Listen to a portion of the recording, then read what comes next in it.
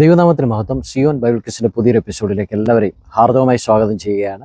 ഇന്ന് എബ്രായ മാസങ്ങളെ ആസ്പദമാക്കി തയ്യാറാക്കിയിട്ടുള്ള ചില ചോദ്യങ്ങളാണ്. നമുക്ക് വേണ്ടി ചോദ്യങ്ങളൊക്കെ തയ്യാറാക്കിയിരിക്കുന്നത് സിസ്റ്റർ സിജി ജോൺ, അയർലൻഡ്.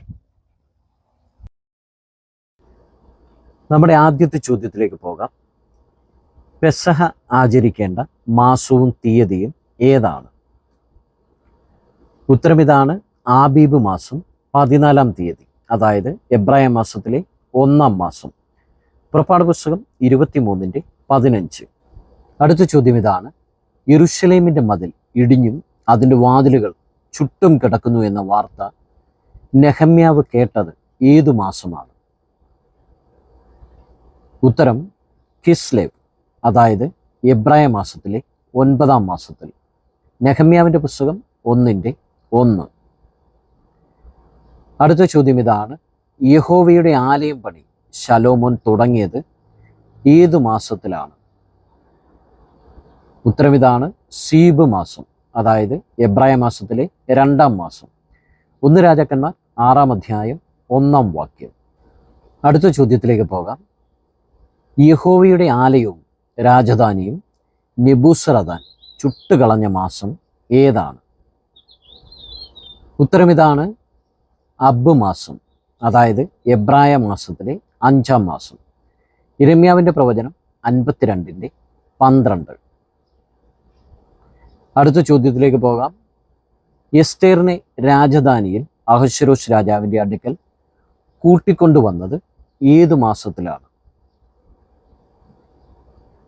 ഉത്തരം തേബേത്ത് മാസം, അതായത് എബ്രായ മാസത്തിലെ 10-ാം മാസം. എസ്തേറിൻ്റെ പുസ്തകം 2-ാം അധ്യായം 16-ാം വാക്യം. അടുത്ത ചോദ്യത്തിലേക്ക് പോകാം. യെരുശലേമിൻ്റെ മതിൽ പണി പൂർത്തീകരിച്ച മാസം ഏതാണ്? ഉത്തരം ഇതാണ്: ഏലൂൽ മാസം, അതായത് എബ്രായ മാസത്തിലെ 6-ാം മാസം. നെഹമ്യാവിൻ്റെ പുസ്തകം 6-ാം അധ്യായം 15-ാം വാക്യം. അടുത്ത ചോദ്യത്തിലേക്ക് പോകാം. യഹൂദന്മാർ തങ്ങളുടെ ജീവന്റെ രക്ഷയ്ക്കായി പൊരുതി ശത്രുക്കളുടെ കയ്യിൽ നിന്നും വിശ്രമം പ്രാപിച്ച മാസം ഏതാണ്? ഉത്തരം ഇതാണ്: ആദാർ മാസം, അതായത് എബ്രായ മാസത്തിലെ 12-ാം മാസം. എസ്തേറിൻ്റെ പുസ്തകം 9-ാം അധ്യായം 16-ാം വാക്യം. അടുത്ത ചോദ്യം ഇതാണ്: യഹോവയുടെ ആലയത്തിൻ്റെ പണി ശലോമോൻ തീർത്ത മാസം ഏതാണ്? ഉത്തരം ഇതാണ്: ബൂൽ മാസം, എബ്രായ മാസത്തിലെ 8-ാം മാസം. 1 രാജാക്കന്മാർ 6-ാം അധ്യായം 38-ാം വാക്യം. അടുത്ത ചോദ്യം ഇതാണ്: സിദെക്കിയാവിൻ്റെ വാഴ്ചയിൽ നഗരത്തിൽ ക്ഷാമം കഠിനപ്പെട്ട മാസം ഏതാണ്? ഉത്തരം ഇതാണ്: തമ്മൂസ്, അതായത് എബ്രായ മാസത്തിലെ 4-ാം മാസം. യിരെമ്യാവിൻ്റെ പ്രവചനം 52:6. അടുത്ത ചോദ്യം ഇതാണ്: അഹരോൻ മരിച്ചത് ഏതു മാസത്തിലാണ്? ഉത്തരം ഇതാണ്: അബ് മാസം, അതായത് എബ്രായ മാസത്തിലെ 5-ാം മാസം. സംഖ്യാപുസ്തകം 33:38. അടുത്ത ചോദ്യം ഇതാണ്: ചുവപ്പ് കുതിരപ്പുറത്തിരിക്കുന്ന പുരുഷനെ സെഖര്യാവ് കണ്ടത് ഏതു മാസത്തിലാണ്?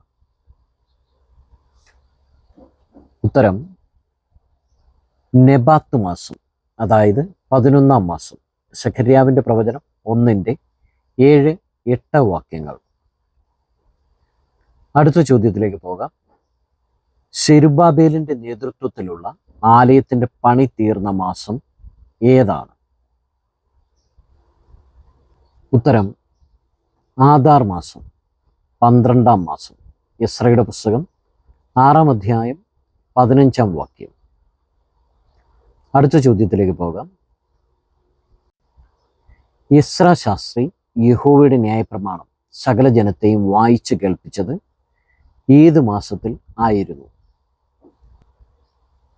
ഉത്തരം യഥാനീം മാസം, 7-ാം മാസം. നെഹമ്യാവിൻ്റെ പുസ്തകം 8-ാം അധ്യായം 2-ാം വാക്യം. അടുത്ത ചോദ്യം: അഹശ്വേരോശിൻ്റെ 12-ാം ആണ്ടിൽ ഏത് മാസത്തിലാണ് പൂരെന്ന ചീട്ട് ഇട്ടത്? ഉത്തരം നീസാൻ മാസം, അതായത് 1-ാം മാസം. എസ്സേറിന്റെ പുസ്തകം 3:7.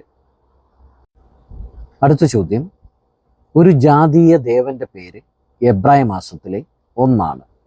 അത് ഏതാണ്? ഉത്തരം തമ്മൂസ്, അതായത് 4-ാം മാസം. യെഹെസ്കേലിന്റെ പ്രവചനം 8-ാം അധ്യായം 14-ാം വാക്യം. അടുത്ത ചോദ്യത്തിലേക്ക് പോകാം. യഹോവയുടെ നിയമപ്പെട്ടകം കൊണ്ടുവരുവാൻ വേണ്ടി ഇസ്രായേൽ പുരുഷന്മാർ ശലോമോന്റെ അടുക്കൽ വന്നുകൂടിയ മാസം ഏതു മാസമാണ്? ഉത്തരം യഥാനീം, അതായത് 7-ാം മാസം. 1 രാജാക്കന്മാർ 8-ാം അധ്യായം 2-ാം വാക്യം. ഇനി നമുക്ക് എബ്രായ മാസങ്ങളുടെ പേരുകൾ ഏതൊക്കെയാണെന്ന് നോക്കാം.